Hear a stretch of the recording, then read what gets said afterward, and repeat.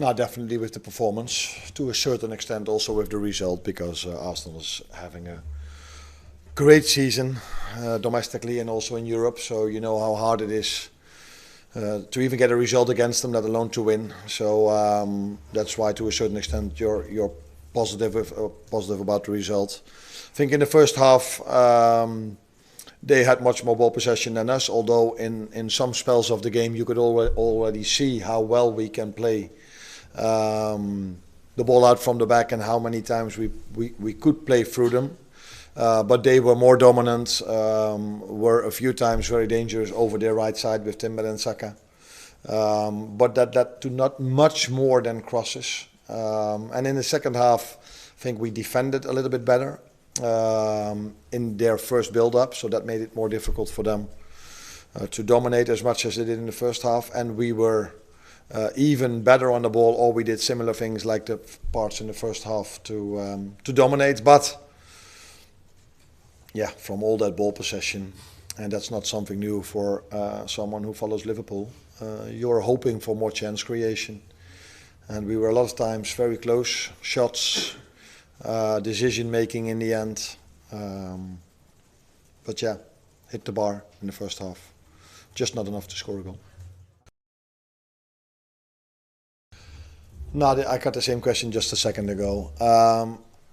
I don't know Gabriel Martinelli, but he comes across as a nice guy. And I think the problem for him is, and that's a problem in general in football, that there is so much time wasting and players pretending that they are injured in the final parts of the game or during the game, that you can then sometimes be annoyed if you want to score a goal that you think that player is time wasting. And I cannot ask from Gabriel Martinelli in 94 minutes, when it's so emotional, for him to understand that he plays Liverpool, that is a team when they are being hold against, which was the game against Leeds United, and we don't even go to the floor. If we play West Ham United and Paqueta tries everything to do to get a second yellow card, that my players try to drag him out. You cannot expect from Martinelli that he thinks so clear in 94th minute. So I'm 100% sure that if he knew what the injury might be, that he would never do that.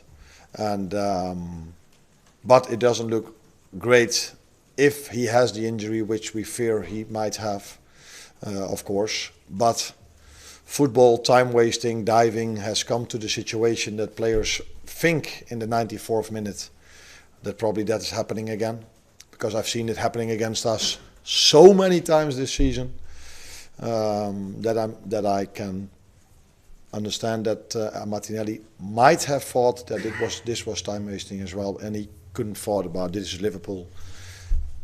They don't do this. I don't know yet, but it didn't look great if you have to go off on a stretcher. And I think we could both, when we see the video, we both think probably the same. But yeah, we have to wait on the scans if it's that bad, or maybe he can play on Monday. Let's hope so. I think there are other things to talk about where both teams are at the moment than talking about the bench. I think we showed today that, and not for the first time, by the way, this season, that again in the big games we're able to compete with any other team, and I think we've had result against almost any team, any big team that we've played, except for Man City, where it was of course so obvious that we scored the 1-1, but the only ones who didn't thought that was obvious was the referee and the VAR.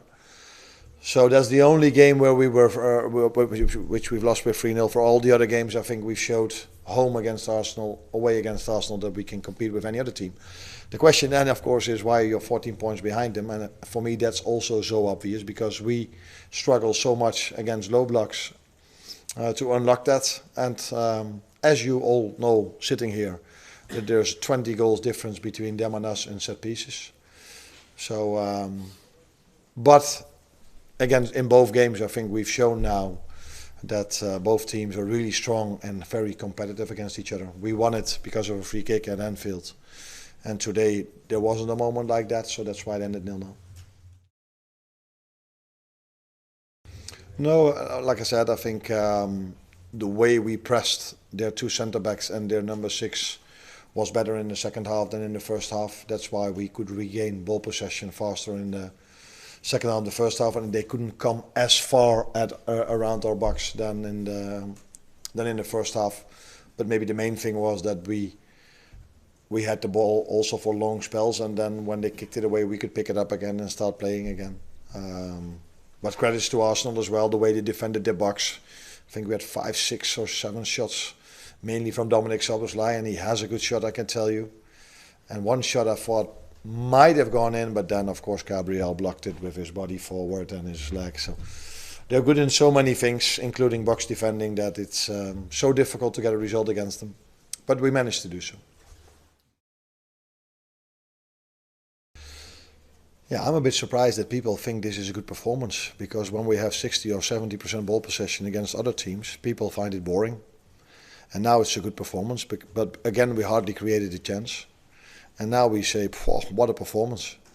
This is who we are. We can dominate ball possession. We know how to do build-up. We know how, but we struggle, obviously, in a few things.